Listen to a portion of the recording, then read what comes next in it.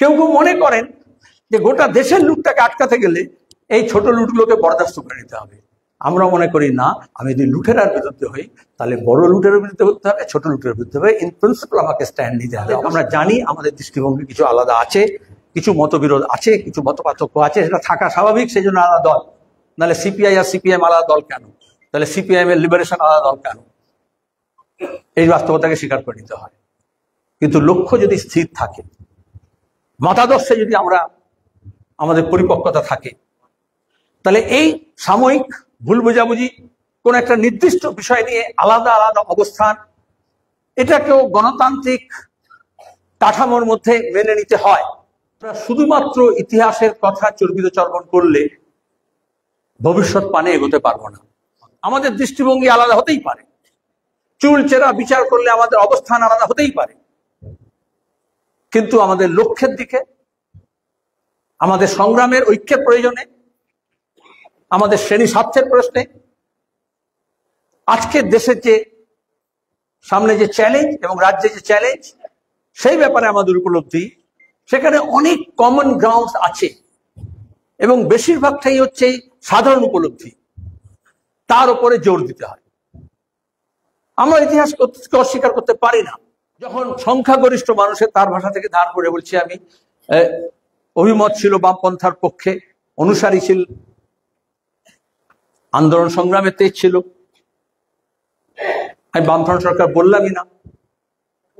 কিন্তু তখনও দাঁড়িয়ে আমরা সব ভালো করেছি, সব ঠিক করেছি, এটা কোনো কমিউনিস্ট, কোনো বামপন্থী এটা বিশ্বাস করে না, বলতে পারে না। সেখানে যেরকম পজিটিভ সাইডস আছে, নেগেটিভ সাইডসও আছে। এবং সিপিআইএম যাহাতক, আমরা সেটাকে একেবারে দস্তাবেজে ডকুমেন্টেড করেছি যে কোথায় আমাদের ভুল হয়েছে, ত্রুটি হয়েছে। কমিউনিস্টরা নিজের ভুল এবং ত্রুটি স্বীকার করতে ভয় পায় না, এমনকি সমালোচকদেরও ভয় পায় না। কবিরের একটা দোয়া ছিল, নিন্দক নিয়ারে রাখিও আঙ্গন কুটির ছয়, বিন পানি বিন সাবুন নির্মল করে স্বভাব। যদি সমালোচককে আমি দরকার হলে নিজের প্রাঙ্গণে কুটির বানিয়ে রাখতে হয়, যাতে সুবিধা হয়, সাবান জল ছাড়াও চরিত্রকে নির্মল করে। সুতরাং সমালোচনাকে কখনোই ভয় পাওয়া উচিত নয়, কিন্তু আলোচনাও এড়িয়ে যাওয়া উচিত নয়। সেই আলোচনার মঞ্চ আপনারা গড়ে তুলেছেন, তার জন্য আপনাদের ধন্যবাদ। আমরা যখন বলছি যে পুনরুত্থান দরকার, তাহলে তার এই কনক্লুশনের আগে একটা প্রেমিস আছে। সেখানে হচ্ছে বামপন্থার একটা অপর্যায় ঘটেছিল, উত্থান, সেখান থেকে তার অবনমন হয়েছে। জনসমর্থনের দিক থেকে বলুন, আন্দোলনের দিক থেকে বলুন, ঐক্যের দিক থেকে বলুন, যে যা নিজের দিক থেকে বলতে পারে, তাহলে সেটাকে স্বীকার করতে হয়। আজকে বামপন্থার পুনর্জাগরণের দরকার, পুনরুত্থানের দরকার এই জন্যই। এটা সিপিআইএম, সিপিআই, সিপিআইএম এর লিবারেশন, এটা আরো অন্য কোনো গোষ্ঠী বা RSP, forward block, CPI, SUCI ব্যাপার না। বামপন্থা লার্জার ক্যানভাস, সেখানে কেউই আমরা এককভাবে দাবি করি না যে সেই ক্যানভাসে আমার মনের ভাব নিয়ে, আমার ভাবাবেগ দিয়ে আমি চিত্রিত করব। তাহলে আমাদের এখানে যে দক্ষিণ পন্থার উত্থান হলো, গোটা দেশে যে চরম দক্ষিণ পন্থার উত্থান হলো, তার মধ্যে একটা হতে পারে যে এই বামপন্থীদের জন্যই হয়ে গেল অ্যাসেসমেন্ট, তাহলে সব ঠিকঠাক ছিল। সিপিআইএম এর জন্যই হয়ে গেল, নাহলে সব ঠিকঠাক ছিল। আবার উল্টে হচ্ছে, দক্ষিণ পন্থার যে উত্থান হলো, তার পূর্ব শর্ত হচ্ছে যে বাম পন্থাকে আসলে ক্ষয়িষ্ণু হতে হবে, ক্ষীয়মান হতে হবে, আক্রান্ত হতে হবে, তাকে অনেক বেশি ক্ষতির স্বীকার করতে হবে। এবং চরম প্রতিক্রিয়াশীল শক্তি, দক্ষিণপন্থী শক্তি, দেশি হোক বিদেশি হোক, ধর্মান্ধ শক্তি হোক, যে নামে ডাকুন তাকে, সাম্প্রদায়িক শক্তি হোক, বিভাজনের শক্তি হোক, জাতিসত্তার রাজনীতির নাম করে শ্রেণী ঐক্যকে খণ্ড বিখণ্ড করা হোক, তাদের সবার একটা ভূমিকা ছিল যে লাল হটাও দেশ বাঁচাও। তখন কিন্তু কেউ বলেনি যে সিপিএম হটাও বা বামফ্রন্ট হটাও, তা হচ্ছে লাল হাটাও। তাহলে আক্রমণটা কিন্তু প্রথম থেকে শানিত ছিল বাম পন্থার উপরে, শ্রেণী ঐক্যের উপরে। ঠিকই সেখানে সিপিআইএম আপাত দৃষ্টিতে বা ভোটের নিরিখে বা আন্দোলন সংগ্রামে যেভাবেই বলুন না কেন, তার দায় এবং দায়িত্ব বেশি বর্তায়, এবং তার সঙ্গে দাঁড়িয়ে তাকে ক্ষয়ও বেশি স্বীকার করতে হয়েছে, আক্রান্ত বেশি হতে হয়েছে, অসংখ্য শহীদ, ঘর ছাড়া, মিথ্যা মামলা, পাট্টা পাওয়া জমি থেকে উৎখাত, এবং সে লড়াই এখনো চলছে। তাহলে এখন আমি ধন্যবাদ জানাচ্ছি যখন এই স্লোগান দেওয়া হয়েছে গণতন্ত্র অধিকারের দাবিতে ঐক্যবদ্ধ হন, আমরা একমত, শুধু প্রস্তাব নয়, গণতান্ত্রিক অধিকার, গণতান্ত্রিক পরিসর।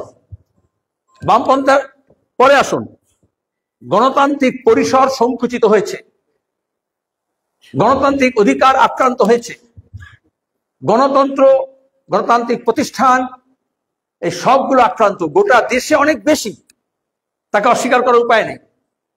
কিন্তু এই গোটা দেশে দক্ষিণ পন্থার উত্থান, বামপন্থার সংকোচন এবং গণতান্ত্রিক অধিকার প্রতিষ্ঠানের উপর আক্রমণ, যা আজকে এসআইআর শুনছেন, দীপঙ্করবাবু আরো ভালো করে বলবেন, বিহারের নির্বাচন দেখলেন, তার আগে মহারাষ্ট্র দেখলেন, হরিয়ানা দেখলেন, দিল্লি দেখলেন, আমরা পশ্চিমবঙ্গে পঞ্চায়েত নির্বাচন দেখেছি, পুর নির্বাচন দেখেছি, কোঅপারেটিভ নির্বাচন দেখছি, স্কুল কলেজ মাদ্রাসা কমিটি নির্বাচন দেখছি, একটা ক্লাব কমিটি, একটা ক্রীড়া প্রতিষ্ঠান দেখছি।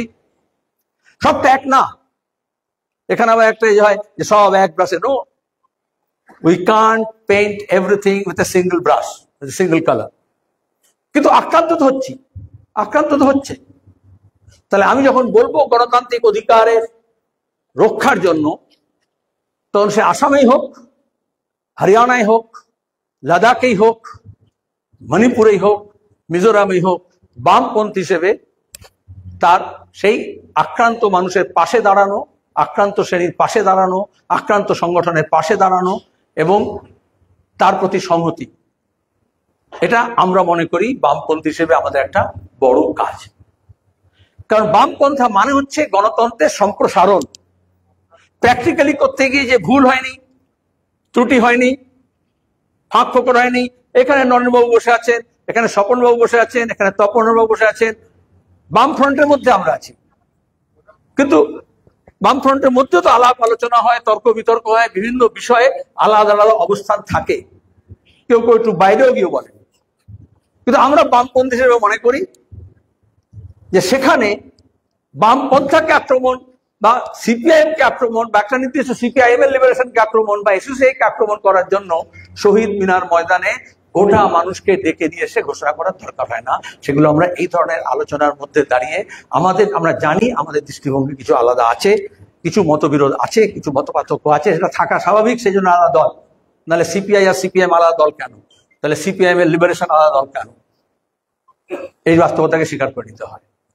কিন্তু লক্ষ্য যদি স্থির থাকে, মতাদর্শে যদি আমাদের পরিপক্কতা থাকে, তাহলে এই সাময়িক ভুল বোঝাবুঝি, কোন একটা নির্দিষ্ট বিষয় নিয়ে আলাদা আলাদা অবস্থান, এটাকেও গণতান্ত্রিক কাঠামোর মধ্যে মেনে নিতে হয়। সেটা থেকে মতনৈক্য হতে পারে, কিন্তু মনোমালিন্যের জায়গা নেই। We have paid the price for conflicts, confrontations, contradictions. এ রাজ্যে এবং এদেশে বামপন্থীরা আমরা দুর্বল হয়েছি, ক্ষয় হয়েছে, কিন্তু তার মধ্যে অনেক বেশি আমাদের রসদ, আমাদের ফায়ার পাওয়ার, আমাদের এনার্জি আমরা নষ্ট করেছি বা ব্যবহার করেছি, either used or abused or misused। সেখানে আমাদের পারস্পরিক এই সমস্ত যে নানান রকমের ভুল বোঝাবুঝি আছে বা সঠিক বোঝাবুঝি আছে, কিন্তু মতবিরোধ আছে, সেইটাকে আজও হয়তো আমরা ব্যবহার করি।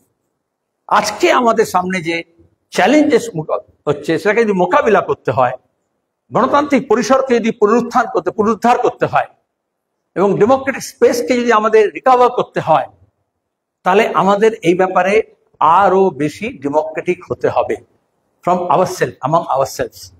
যে ঠিক আছে, আপনার অবস্থান আমি বুঝি, আমার অবস্থান আমি বুঝি, কিন্তু আমি আমার এনার্জি কোথায় কনসেন্ট্রেট করব? কার বিরুদ্ধে করব, কোনটা আমাদের ফায়ার পাওয়ারটাকে বেশি অ্যাট্রাক্ট করবে, সেটা ব্যাপারে নির্দিষ্ট আমাদের মধ্যে দৃষ্টিভঙ্গি পরিষ্কার হওয়া দরকার। ঐক্যের একটা শর্ত, ঐক্যের জন্য সংগ্রাম আমাদের চলবে, সংগ্রামের জন্য আমাদের ঐক্য দরকার আরো বেশি। তাহলে আমাদের বাংলা চাই যখন আপনারা বলছেন, তার মানে এই মুহূর্তে বাংলার যা সিচুয়েশন, দেশের যা সিচুয়েশন, সেখানে এখানে আমাদের কারোর কোনো অবস্থানে কোনো গুরুত্ব নেই যদি না বামপন্থীরা আমরা একযোগে একসঙ্গে দাঁড়াতে পারি।